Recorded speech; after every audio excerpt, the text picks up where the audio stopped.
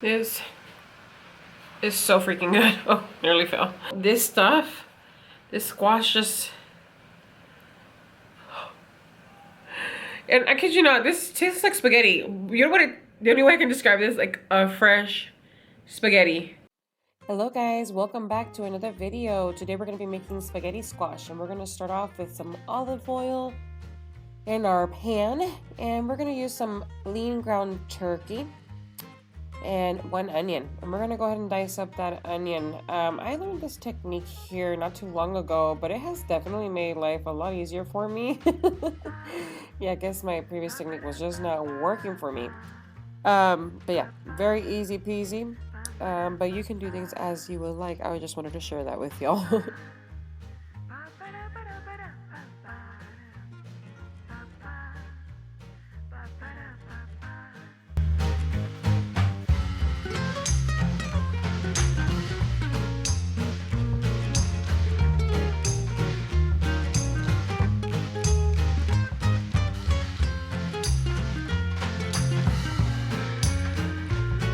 Once we're done, we're gonna get some minced garlic, and we're gonna do 1 teaspoon of that. We're gonna use Himalayan pink salt, some pepper, some onion powder, and some garlic powder. Now, if you're looking for precise measurements, you can always do 1 tablespoon or half a tablespoon. It just depends on you and your liking. Lean ground turkey has a very different taste, which is why I always make sure to season it well, but to not overdo it with the salt, the sodium on it, because this is considerably healthy.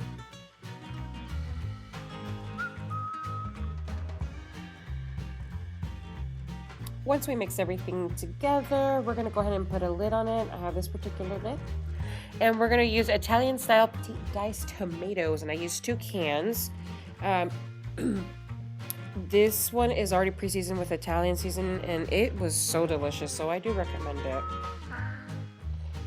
We're also going to use 1 small can of tomato sauce, and we're going to add that on there and also mix it in. I also like to add in 1 tablespoon of the chicken bouillon, the Knorr chicken bouillon. It just gives it a better taste. And we're just going to mix that together. We're going to put the lid on and just let it do its thing. And while we wait for that, we're going to go ahead and preheat our oven to 400. And I have my conventional oven settings on there. That's just because it's the type of oven I have. I was so indecisive, but 400 it was best. One thing about the spaghetti squash, I didn't realize how hard it is to cut it. So I did have to ask for help. I asked my husband to help me out. And so I use this little scraper, and it's not a scraper. I really don't know the appropriate name for it. But that's actually for fruit, like to do cylinders. But hey, it works as a scraper, and that's what we're going to use it for. I also use it for when I make jalapeno poppers. If y'all are interested in that recipe, let me know, and I can definitely do a video on that as well.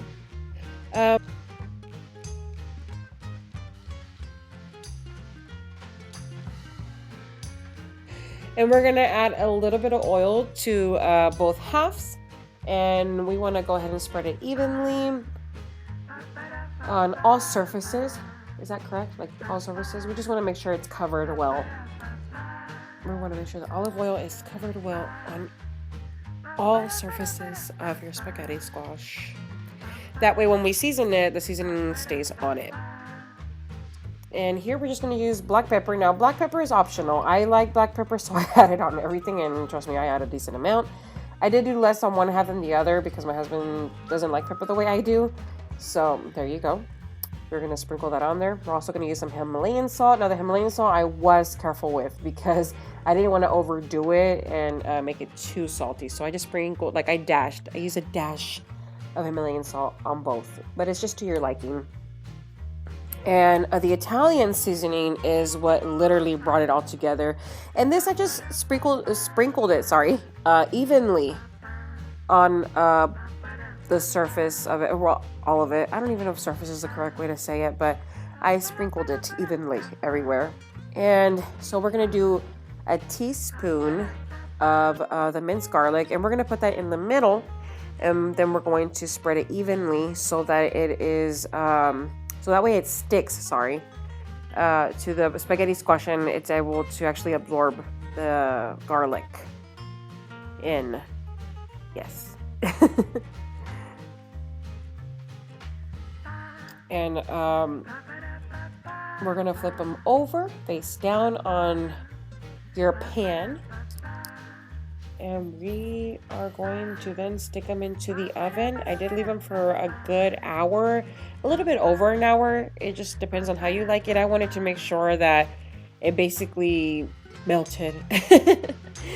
And so that is done and ready to go, and voila, it looks so delicious. It was so delicious.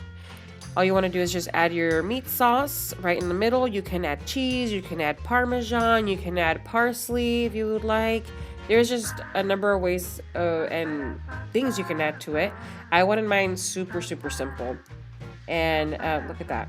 It just literally comes off like nothing with zero effort. And it was just so delicious. I highly recommend it, and I hope y'all enjoy it.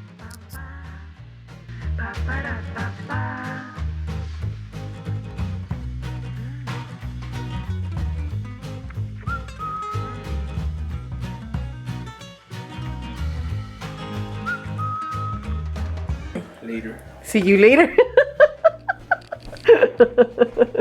It's so freaking good. Oh, nearly fell.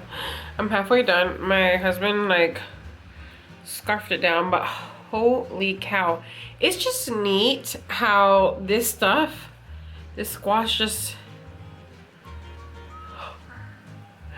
and I kid you not, this tastes like spaghetti. You know what the only way I can describe this, like a fresh spaghetti. A fresh spaghetti. But this is so good. The Italian seasoning did wonders.